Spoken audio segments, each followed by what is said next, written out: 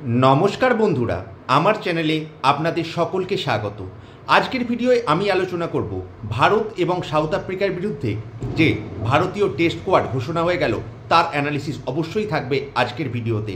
সঙ্গে অবশ্যই থাকবে আগামীকাল ভারত এবং অস্ট্রেলিয়ার মধ্যে যে ফোর্থ টি20 ম্যাচটা অনুষ্ঠিত হতেছে তারও অবশ্যই অনেক আপডেট থাকবে। সঙ্গে অবশ্যই কলকাতা রিলেটেড নিউজ তো থাকবেই, আইপিএলের সমস্ত ইনফরমেশান। তাই বন্ধুরা, আজকের ভিডিওটা কিন্তু খুব ইন্টারেস্টিং হতে চলেছে। আপনাদের রিকোয়েস্ট করব ভিডিওটা শেষ পর্যন্ত দেখার জন্য, এবং ভিডিওটি যদি ভালো লেগে থাকে অবশ্যই একটু লাইক করে দেবেন। চ্যানেলে নতুন হলে চ্যানেলটি সাবস্ক্রাইব করে পাশে থাকার রিকোয়েস্ট জানাবো। তো বন্ধুরা, আর বেশি কথা না বাড়িয়ে শুরু করছি আজকের ভিডিওর মূল টপিক। দেখুন, যবে থেকে এই ওয়ার্ল্ড টেস্ট চ্যাম্পিয়নশিপ সাইকেলটা এসেছে তবে থেকে কিন্তু প্রত্যেকটা টেস্ট ম্যাচ কিন্তু খুব ইম্পর্টেন্ট হয়ে গেছে, বিশেষ করে হোম সিরিজগুলো।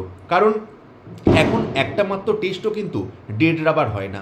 প্রত্যেকটা সিরিজ কেন বলছি, প্রত্যেকটা ম্যাচে কিন্তু অত্যন্ত ভ্যালুয়েবল হয়ে যায়। কারণ প্রত্যেকটা ম্যাচের জেতা হারা এবং ড্রয়ের হিসাব নিকাশ কিন্তু ওয়ার্ল্ড টেস্ট চ্যাম্পিয়নশিপের সাইকেলে কিন্তু বিশালভাবে এফেক্ট করে। তাই অত্যন্ত গুরুত্বপূর্ণ একটা সফরে নামতে চলেছে ভারত।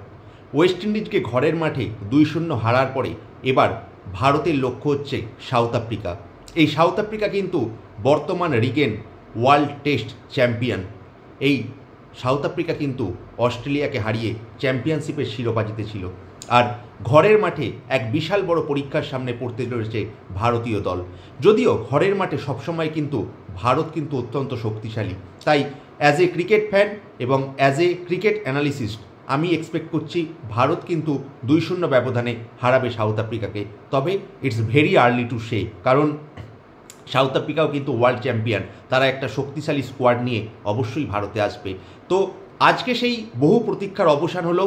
আগামী নভেম্বর মাসের 14 তারিখ থেকে যে ভারত এবং সাউথ আফ্রিকার মধ্যে প্রথম টেস্ট ম্যাচ অনুষ্ঠিত হচ্ছে কলকাতায়, এবং তারপরে গুয়াহাটিতে দ্বিতীয় ম্যাচ, সেই সিরিজের জন্য ভারতের দল নির্বাচিত হলো।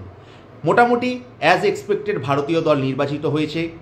কিছু কিছু হাইলাইটেড বিষয় যেগুলো আছে, যেমন করুণ নায়ারকে এইবারেও কিন্তু সিরিজ থেকে বাদ দেওয়া হয়েছে। যতই করুণ নায়ার ঘরোয়া টুর্নামেন্টে ভালো খেলতে থাকুক, কিন্তু আমার মনে হয় সিলেক্টররা মোটামুটি ঠিক করে নিয়েছে করুণ নায়ারের ভারতীয় কেরিয়ার শেষ। এবং সঙ্গে আরও একটা চমকপ্রদ খবর, ঋষভ পান্ত ব্যাক করেছে। Rishabh Pant as a vice captain আবার ব্যাক করেছে ভারতীয় স্কোয়াডে নিজের থাম্ব ইনজুরি কাটিয়ে ওঠার পরে।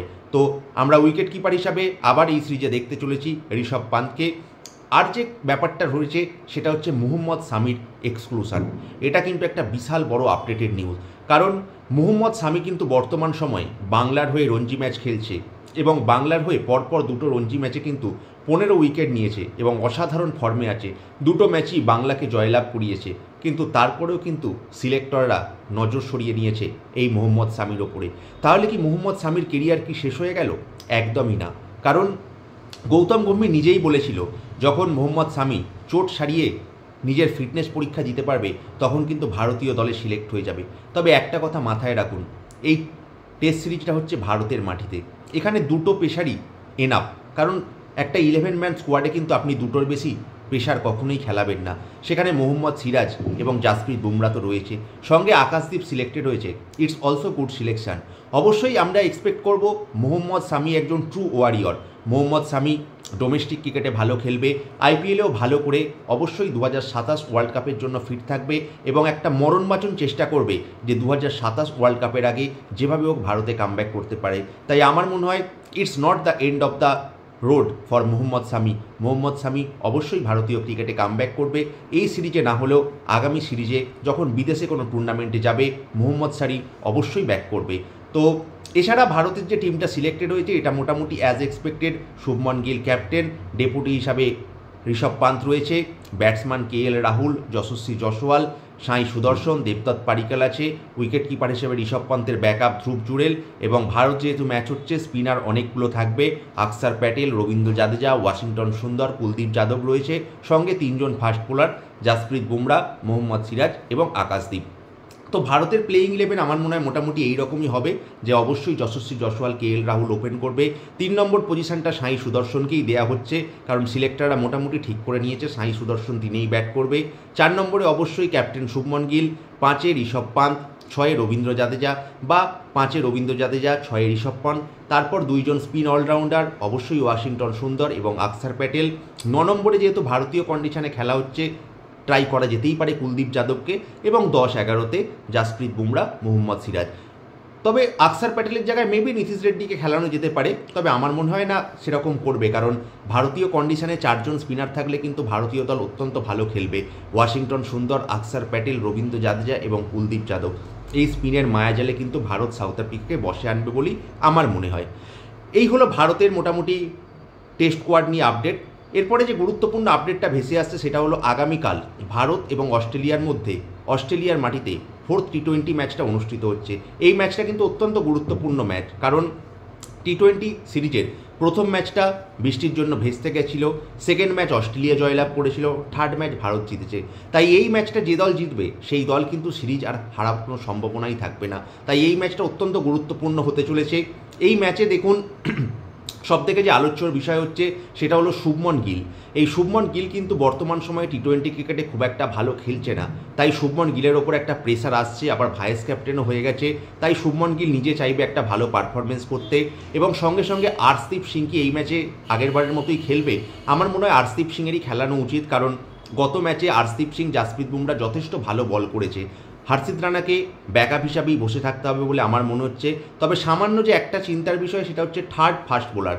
আপনি শিবম দুবেকে নিয়ে আসছেন থার্ড ফাস্ট বোলার হিসাবে, এটা একটু চিন্তার বিষয়। তবে দেখা যাক আগামীকালের ম্যাচে কীরকম হয়। নীতিশ রেড্ডি হয়তো ফিট হয়ে ফিরে আসতে পারে, এবং স্পিনার হিসাবে অবশ্যই থাকবে অক্ষর প্যাটেল, ওয়াশিংটন সুন্দর এবং বরুণ চক্রবর্তী।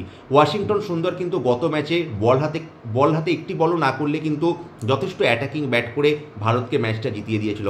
তাই আমার মনে হয় আইডেন্টিক্যাল টিম থার্ড টি20 ম্যাচে যেরকম ভারত খেলেছে সেই টিম নিয়েই ভারত আগামীকাল চতুর্থ ম্যাচে নামতে চলেছে।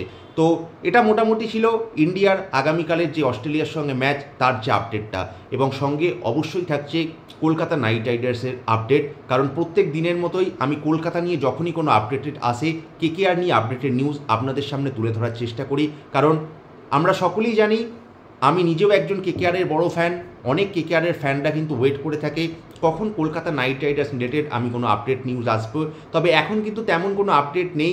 গত কয়েকদিন ধরে যে আপডেটটা চলছে, কলকাতা কিন্তু একজন উইকেট কিপার ভারতীয় ব্যাটসম্যান হিসাবে KL রাহুল এবং সঞ্জু স্যামসনকে পাওয়ার খুব চেষ্টা করছে। সঞ্জু স্যামসনের থেকেও এখন KL রাহুলের দিকেই বিশেষটা আগ্রহী। তবে আরও এক রাহুল ত্রিপাঠীও হয়তো কেকেআর টিমে আসতে পারে, কারণ অভিষেক নায়ারের সঙ্গে অনেক জায়গাতেই কিন্তু রাহুল ত্রিপাঠীকে দেখা যাচ্ছে, এবং চেন্নাই ম্যানেজমেন্ট যখন রাহুল ত্রিপাঠীকে রিলিজ করে দেবে এটা মোটামুটি একটা কনফার্মই পাই নিউজ হয়ে গেছে।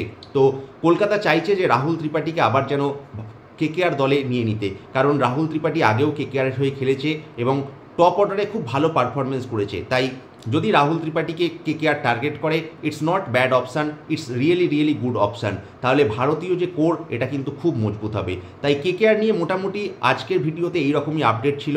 তো যতটা পেরেছি ক্রিকেটের যেরকম নতুন আপডেট এসেছে এই ভিডিওর মাধ্যমে আপনাদের কাছে তুলে ধরার চেষ্টা করলাম। বন্ধুরা একটু কমেন্ট করে জানাবেন যে আমার এই ভিডিওটা আপনাদের কেমন লাগলো। যদি ভালো লেগে থাকে অবশ্যই একটু লাইক করবেন, চ্যানেলে নতুন এলে চ্যানেলটি সাবস্ক্রাইব করে পাশে থাকবেন, এবং সাবস্ক্রাইব করার পর পাশে থাকা বেল আইকনটা কিন্তু প্রেস করতে একদমই ভুলবেন না। তাহলে আমি যখনই কোনো ভিডিও ছাড়বো বা লাইভে আসবো আপনাদের কাছে অটোমেটিক নোটিফিকেশান এসে যাবে। তাই আজকের মতো এটুকুই বন্ধুরা, দেখা হচ্ছে আগামী দিনে কোনো এক লাইভ অনুষ্ঠানে বা ভিডিওতে। ধন্যবাদ, নমস্কার।